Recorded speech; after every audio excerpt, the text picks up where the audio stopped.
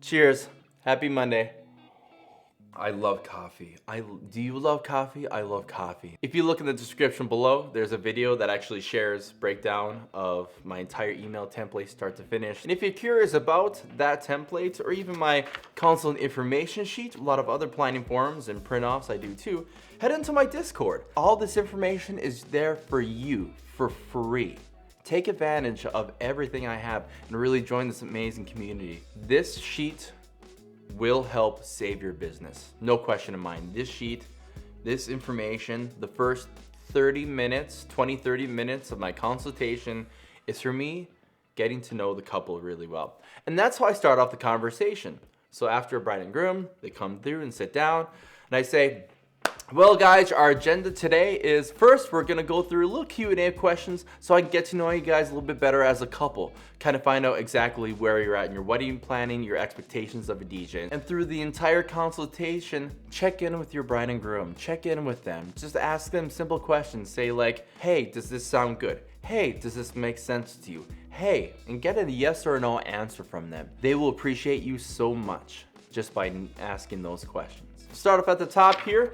We have appointment confirmed, all handouts prepared. This is a simple checklist for you to make sure that you're not missing anything. I have my consultation dates, the time of the event, the consultation type. So if it was in person or over a web conference or over the phone. So I have those three options I give available. This is really important because in order for you to grow with your business, you need to track your information. You need to track these closing percentages. Right below email, you'll see we have the place for the wedding date that you can put in there, reception location. This is huge.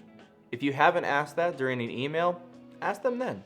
And this will give you a relation if you've been to the venue before. And leading right into it, right below, ceremony location. And I actually asked ceremony edition, and you'll see I have why, no, yes, no, or undecided.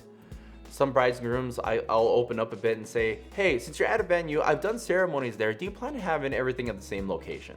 And they say, yeah, we do. Besides the venue and the date and the church, what other vendors do you have done? And once they're done talking, start writing down notes, but kind of do it, and you'll come in the habit. What I do, I start writing down a little things, but I kind of like look up my eyes at the same time.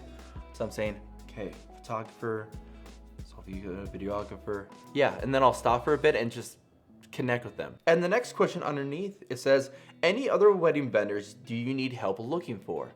Be a resource. Help these bride and groom out. If they do need a lot of information, if they're just starting off their wedding planning, have a preferred vendor list and send them that in an email too. On to page 2. At the top here shows the bride's name again and the full name.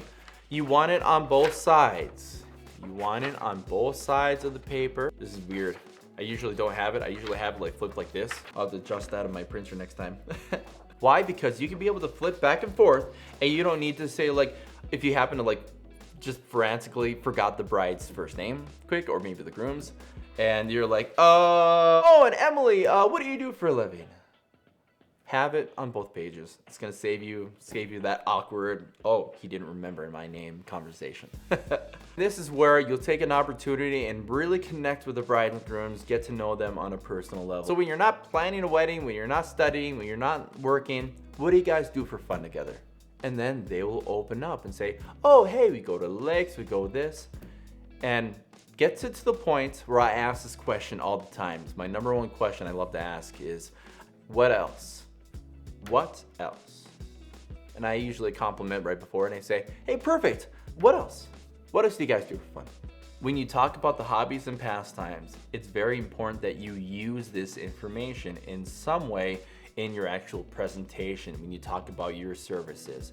Personalize everything too. After I get to know them, then we'll dig on the music side. So I re-elaborate and say, hey guys, I know that you love a lot of different genres in music. You put down the word country. What type of country do you like to listen to? Do you like to listen to a lot of older country, you know, like Alabama, Dwight Yoakam? Do you like to listen to a lot of newer country? Like Luke Combs, or maybe like the 2000s, Zach Brown Band, 90s country, Garth Brooks, Tim McGraw, Shania Twain. And my favorite question I love to ask, and you already know this one if you watched my previous videos, on a scale of 1 to 10, 1 being lowest and 10 being the highest, how important is a DJ for your wedding? How important is a DJ to you both? Because one spouse is gonna see the wedding completely different than the other spouse. And you wanna make sure that you're being honest, asking these open-ended questions, saying, hey, why an 8? Why a 7? And they will paint the picture of everything you need to know to talk about in your sales process, into your PowerPoint presentation. Once they say all the positives, then you want to include the negatives too. Now, question number 4, what have you seen from a past wedding DJ that you didn't like? What have you seen from a past DJ that you said, you know what, if I ever get married one day, I'd prefer not to have a DJ do this. Brides and grooms will rate an 8, 9, or 10. And I've had them say, you know what, it's really important to me that I want a DJ because I want one that's not going to do this, that's not going to butcher my new last name. I want a DJ that's not behind the DJ booth the entire night. I want a DJ that's active. I want this. And the final question I have, number 5, is, are you two the decision makers when it comes to deciding on a DJ? Or would you have to take this information today and then process it and give it to your parents or give it to someone else helping financing the wedding? Use this sheet.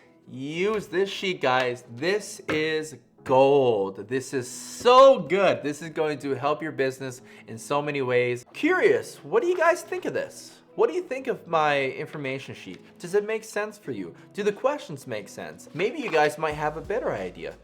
If you like what you've seen so far, remember, hit the subscribe button below and make sure you click the bell for notifications for my YouTube channel. I really do appreciate that because you're not gonna wanna miss all of my future videos coming up. Continue with my next one, my breakdown of my PowerPoint presentation. After you hit that subscribe button, let's continue this conversation.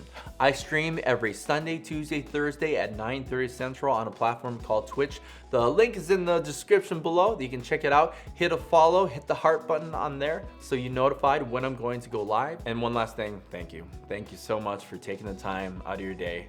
It really means a lot to me that you're taking this moment and improving on your business. I wish you the best for the rest of 2020. And as always, I'll see you online.